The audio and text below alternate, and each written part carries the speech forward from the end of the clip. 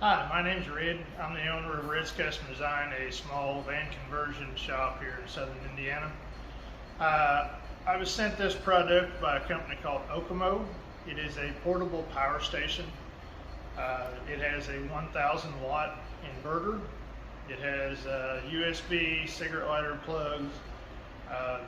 It's a affordable version of some of the other name brand power units. This can be charged off of 110. It can be charged off your cigarette lighter port in your car, or up to 200 watts of solar. It has a built-in MPPT, so we're going to get first impressions here. It seemed to be packaged. This is the box inside of a box inside of a box. Whenever I opened it up, it did have all the plastic corner protectors. So it seems like it was very well packaged. So as we open it up here, there is your 120 charger transformer. There is your cigarette lighter adapter. We've got a small little instruction booklet.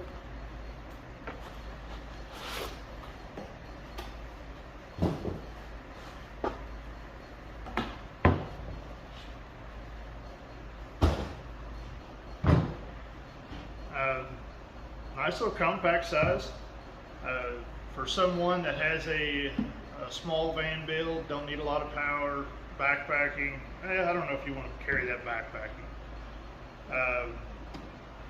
You know, maybe going out for a little weekend trip, run your CPAP. For some of you that's traveling around, I think this would work out quite well.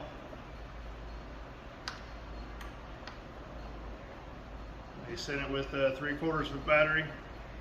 It does have your 12-volt plug-in to charge it off your cigarette lighter port in your car. It also has the Anderson connector, so you can hook it up to your solar panels. Like I said, up to 200 watts. It did not come with the Anderson connector. It'd be nice if they'd throw that in since they offer that as an option. It has 3 USB ports and a C port, 12 volt, and it has 2 DC outs, which is kind of nice. You could probably run your max air fan off of this. We are going to do some tests on it. To be perfectly honest with you, I'm going to try to blow it up. We're going to overload it. I'm going to throw a 315 watt panel on it, see what happens. You know, I told them whenever they sent me the email that, you know, I'm going to abuse the hell out of it and see if it lasts.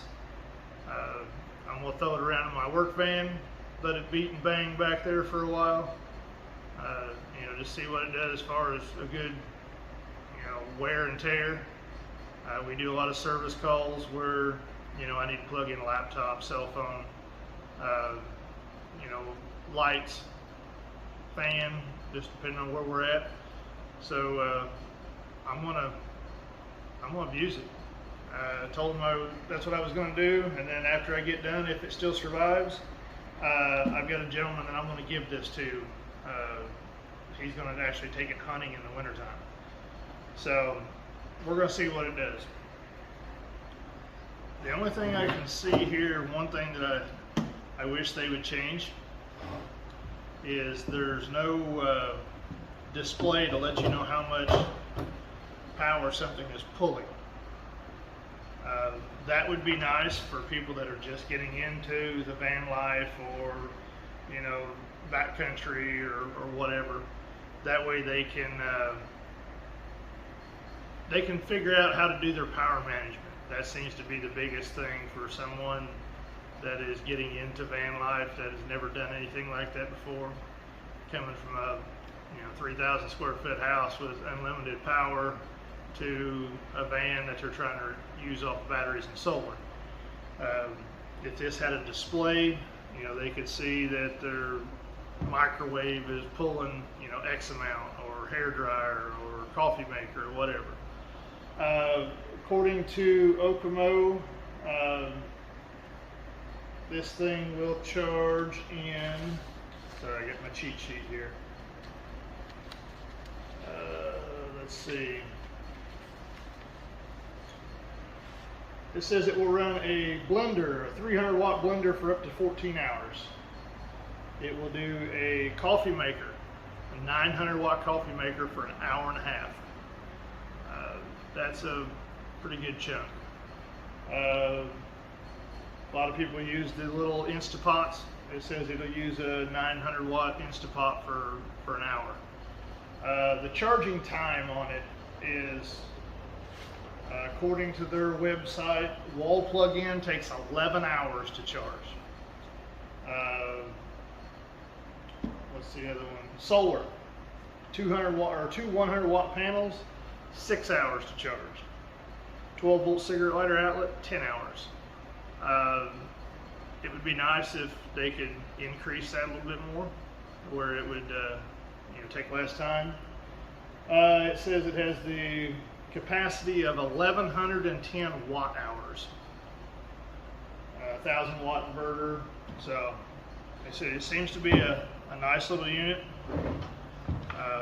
I have one of these in my van that I'm going to use to charge a lot of our cordless tools when we go out and do service calls. Like I said, cell phones, I can charge that off my van, but I want to see how this thing's going to hold up. I get a lot of people that are wanting to use dorm refrigerators because they're cheaper than a chest style Dometic or isotherm or whatever. So we're going to charge this thing up. I've got a small dorm style refrigerator. I'm going to plug this thing in and see what kind of power it pulls from it already being cold.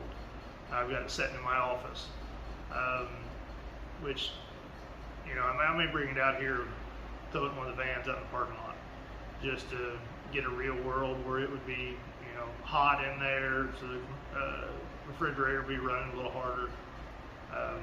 Same with the Max Air fan. We installed quite a few of them.